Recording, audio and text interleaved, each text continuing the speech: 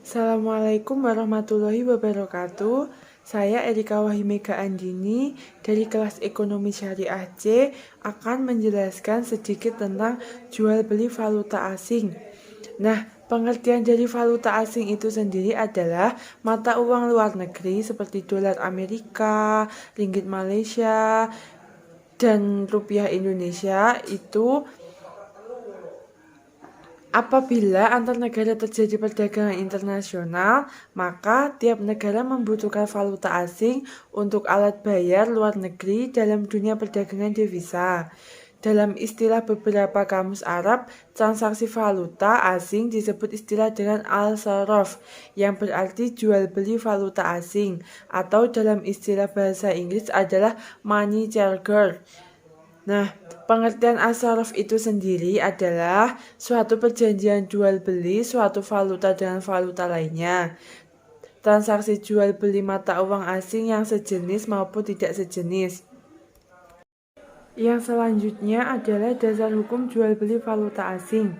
Yang pertama adalah Peraturan Bank Indonesia nomor 10-37-PBI-2008 tentang transaksi valuta asing terhadap rupiah.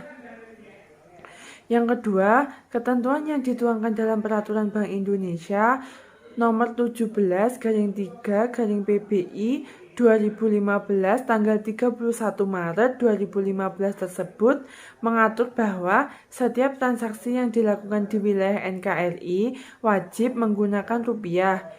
PBI ini merupakan pelaksanaan dari Undang-Undang Nomor 7 Tahun 2011 tentang mata uang serta mendasarkan pada Undang-Undang Bank Indonesia.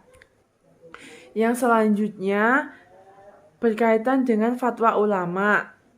Fatwa nomor 28/DSN-MUI-3/2002 tentang jual beli mata uang as-sorof yang berisi memperbolehkan transaksi jual beli mata uang dengan ketentuan antara lain: 1. Tidak spekulasi atau untung-untungan. Yang kedua, ada kebutuhan transaksi untuk berjaga-jaga atau simpanan. Dan apabila transaksi dilakukan terhadap mata uang sejenis, maka nilainya harus sama dengan secara tunai. Selanjutnya, serta apabila berlainan jenis, maka harus dilakukan dengan nilai tukar atau kurs yang berlaku pada saat transaksi dilakukan dan secara tunai. Yang selanjutnya adalah tipe-tipe transaksi valuta asing. 1. Transaction spot atau transaksi spot.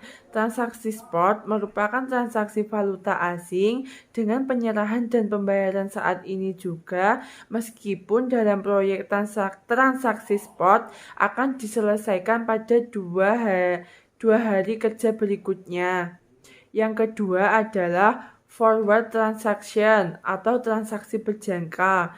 Transaksi forward merupakan transaksi valuta asing dengan penyerahan pada beberapa waktu mendatang sejumlah mata uang tertentu berdasarkan mata uang yang lain.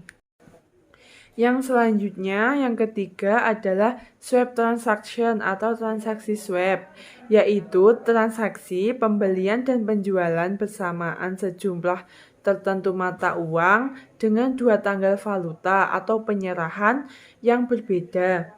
Pembelian dan penjualan mata uang tersebut dilakukan pada bank lain yang sama. Jenis transaksi swap yang umum adalah spot terhadap forward. Dan yang terakhir adalah option transaction atau transaksi opsi. Transaksi opsi merupakan kontrak untuk memperoleh hak dalam rangka membeli atau hak untuk menjual yang tidak harus dilakukan atas sejumlah unit valuta asing pada harga dan jangka waktu tertentu.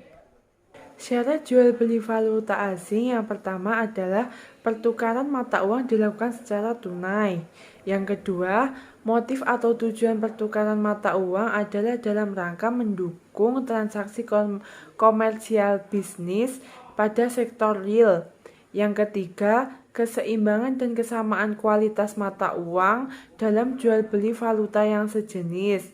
Yang keempat, terhindar dari jual beli yang disyaratkan adanya hak khiyar.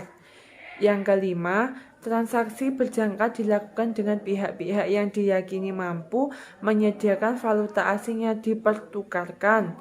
Dan yang terakhir, valuta yang ditukarkan adalah milik kedua belah pihak. Oleh karena itu, tidak dibenarkan jual beli valuta asing tanpa hak kepemilikan. Yang selanjutnya adalah partisipan atau peserta yang aktif melakukan transaksi. Yang pertama adalah dealer valuta asing, bank dan non-bank. Yang kedua, perusahaan dan individu. Yang ketiga adalah spekulator dan arbitrase. Yang keempat adalah bank sentral. Dan yang terakhir adalah pialang valuta asing. Cukup itu yang saya sampaikan. Apabila ada kurang lebihnya saya mohon maaf. Wabillahi taufiq walhidayah. Wassalamualaikum warahmatullahi wabarakatuh.